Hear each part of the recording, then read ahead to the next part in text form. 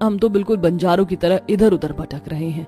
जब हमारे गरीब गांव में उस बेरहम बाढ़ ने आकर हमारा सब कुछ छीन लिया, तब से हम सभी को कोई ठिकाना नहीं मिल रहा।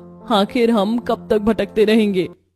सभी गांव वाले इधर उधर रहने का ठिकाना ढूंढते हुए भटकते फिर रहे थे। जोरदार बारिश होने की वजह से उस गांव में एक दिन भारी बाढ़ आई, जो सब कुछ अपने साथ बहा कर ले गई।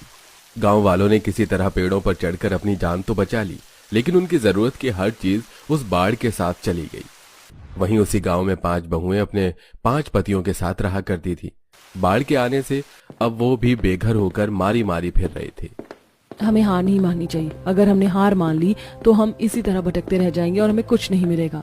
आप बिल्कुल सही कह रही है भाभी, हमें लगातार कोशिश करते रहना होगा, नहीं तो हम इसी तरह भटकते भटकते भूख प्यास से मर जाएंगे। सारे गांव वाले ठिकाने की तलाश में एक साथ चल रहे थे कि तभी उन्हें 5 दूर नदियां दिखाई दी। वो नदियां एक दूसरे से जुड़ी हुई थी, लेकिन वहां दूर दूर तक किसी भी इंसान का कोई नामो निशान नहीं था। चलो वहां चलकर देखते हैं, कभी कोई रास्ता निकल आए। अरे हाँ हाँ चलो, क्या पता हमारी समस्या का हल निकल जाए। फिर सभी गांव वाले उन 5 नदियों की तरफ बढ़े। नदियां काफी दूरी पर थी। अब तो मेरे हाथ पैर जवाब दे रहे, मुझसे अब और नहीं चला जाएगा। हिम्मत मत हारिए भाभी, बस थोड़ी देर और, फिर हम वहां जाकर उन नदियों में हाथ पैर धो लेंगे और पानी भी पी लेंगे। थके हारे गांव वालों ने वहां पहुंचकर देखा कि नदियों में काफी साफ पानी बह रहा है।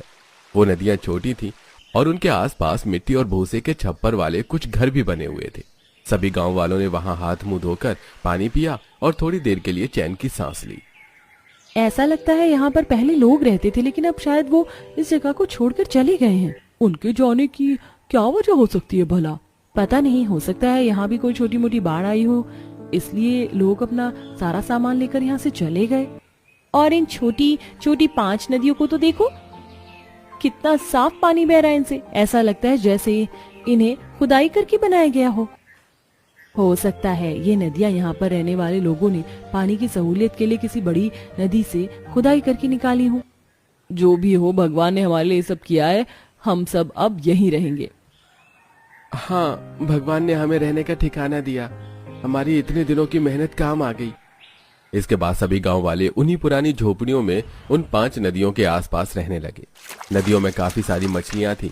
सभी औरतों के पति उन मछलियों को पकड़कर उन्हें बेचकर अपना गुजारा कर रहे थे। वो रोज मछलियां पकड़ते और उन्हें बेचने के लिए पास के शहर जाया करते। फिर एक दिन उनकी गैर मौजूदगी में पास के एक डाकू सरताज सिंह अपने आदमियों के साथ वहां पहुंच गया। अरे गांव वालों, सभी बाहर आओ, तुम्हारी हिम्मत कैसे हुई मेरी जगह को हड़पने की? सरताज सिंह की आवाज सुनकर सभी औरतें घरों से बाहर आ गईं। कौन हो तुम और